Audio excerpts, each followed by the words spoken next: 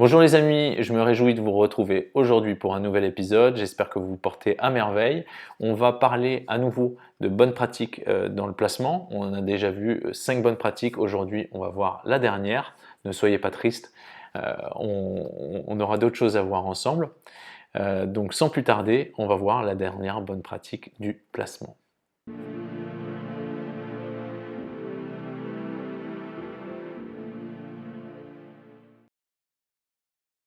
Bonjour les amis, je me réjouis de vous retrouver aujourd'hui pour un nouvel épisode.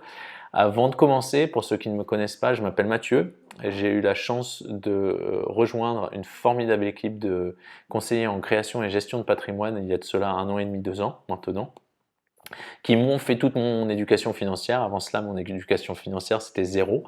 Et ils m'ont donné les connaissances, les outils, les réflexes à avoir afin de pouvoir investir mon argent de façon sereine et développer mon indépendance financière. Et aujourd'hui, eh bien, ma mission au travers de cette chaîne, c'est de partager ces connaissances et ces outils avec le maximum d'entre vous afin de vous aider eh bien, à faire les bons choix, à être serein quand il s'agit d'investir votre argent et de faire fructifier eh bien, votre patrimoine et de développer votre indépendance financière.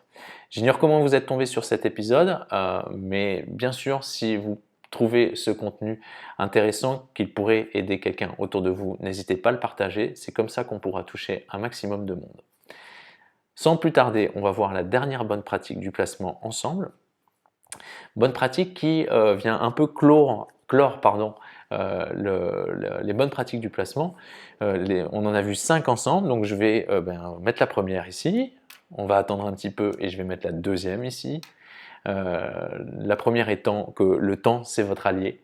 Bêtement, plus l'horizon de placement est long, plus vous réduisez votre risque. La deuxième, c'est pour pouvoir profiter des fluctuations des marchés, eh bien, mettre en place une épargne mensuelle, c'est le meilleur des réflexes à avoir.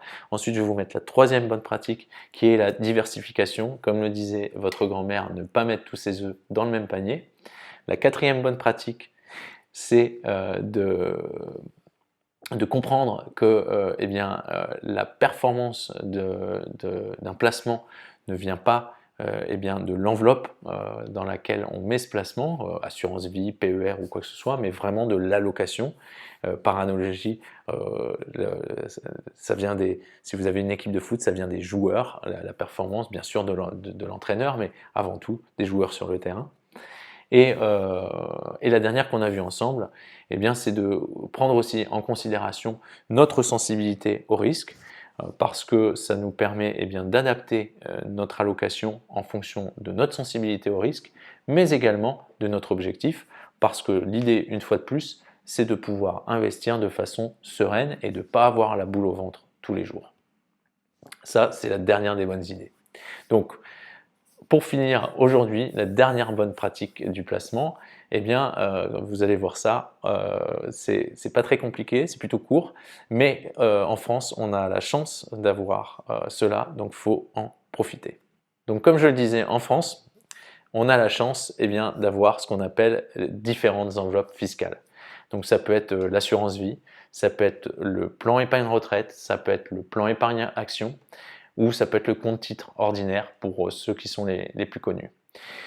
Pourquoi je dis qu'on a la chance d'avoir cela? Eh bien parce que ce sont des enveloppes fiscales, c'est-à-dire que pour chacune d'elles, la fiscalité est différente et ces fiscalités étant différentes, ces différentes enveloppes correspondent à des objectifs différents.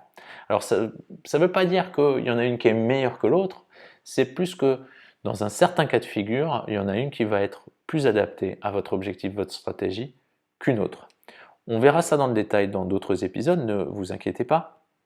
Mais pour que vous compreniez, il faut savoir qu'en France, historiquement, les Français ont vraiment une culture de l'immobilier et une sensibilité immobilière, c'est-à-dire que autour de vous, j'imagine que plus de gens vous parlent de leur investissement dans l'immobilier, ils sont propriétaires, que de gens qui vous disent qu'ils investissent dans les marchés financiers, même si j'ai l'impression que cette tendance est en train de pas s'inverser, mais d'évoluer en tout cas.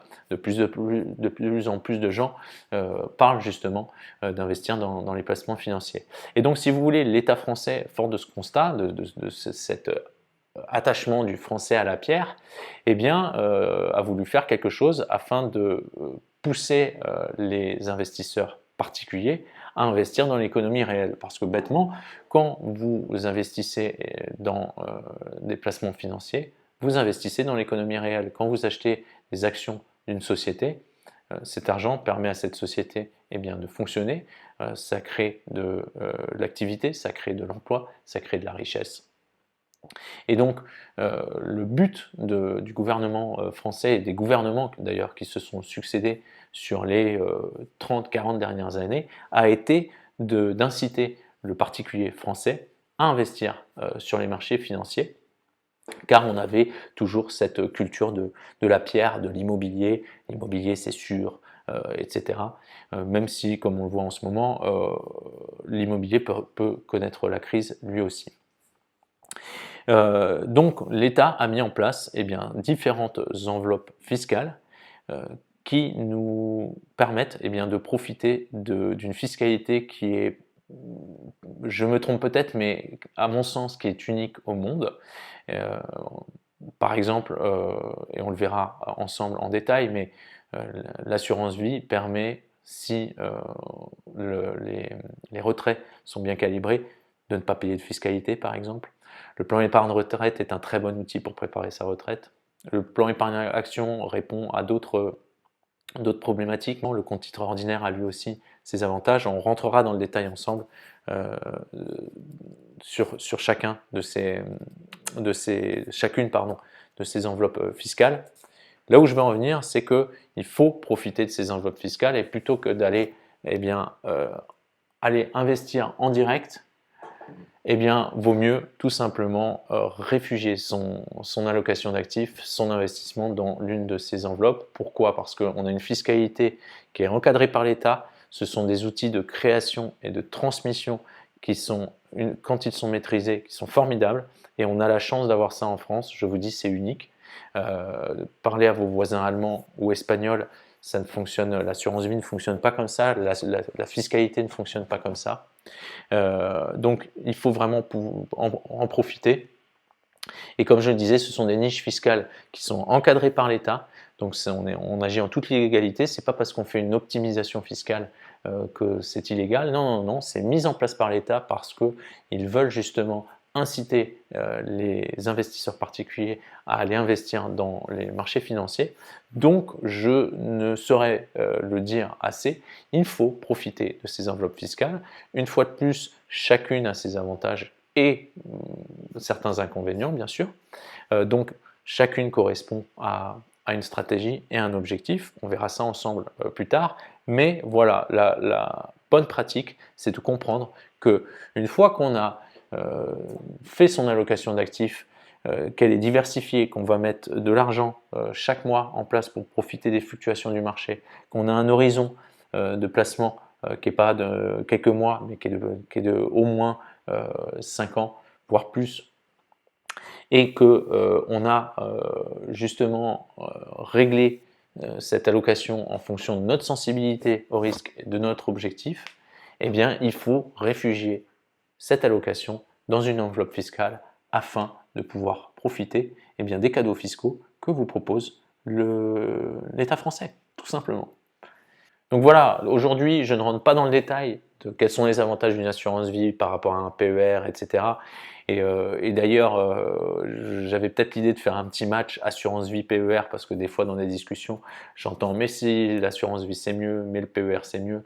Je vous avoue que moi je vois plutôt les choses de façon, les deux sont très bien, mais sont plutôt complémentaires plutôt que concurrents. Mais voilà, je ne rentre pas dans le détail aujourd'hui de quels sont les avantages de chacune de ces enveloppes fiscales.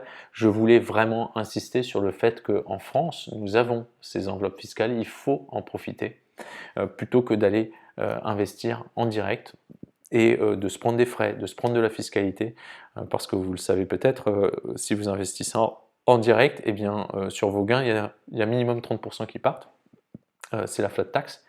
Donc si votre portefeuille a une performance de 10%, eh bien 30% écrété, c'est pas idéal, on va dire. Donc voilà, vraiment toujours penser à aller réfugier son allocation d'actifs dans une enveloppe, laquelle on verra ça ensemble, pour quel objectif, pour quelle stratégie, mais gardez ça à l'esprit et n'allez pas investir en direct plutôt que de profiter de cette fiscalité attrayante qu'ont ces différentes enveloppes. J'espère que cet épisode vous a plu, que vous avez appris quelque chose. N'hésitez pas à le partager avec quelqu'un autour de vous, que ça pourrait aider. C'est comme ça qu'on pourra toucher un maximum de monde et qu'on pourra aider les gens à investir leur argent, développer leur richesse, leur indépendance financière de façon sereine et maîtrisée. Moi, je me réjouis d'avance de vous retrouver, bien sûr, pour un nouvel épisode. En attendant, n'hésitez pas à me mettre un petit commentaire. Je me ferai un plaisir de vous répondre. Un petit like, bien sûr, ça me fait toujours plaisir.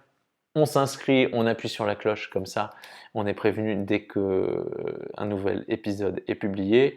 Et puis, comme je le disais, moi, je me réjouis de vous revoir très bientôt. D'ici là, prenez soin de vous.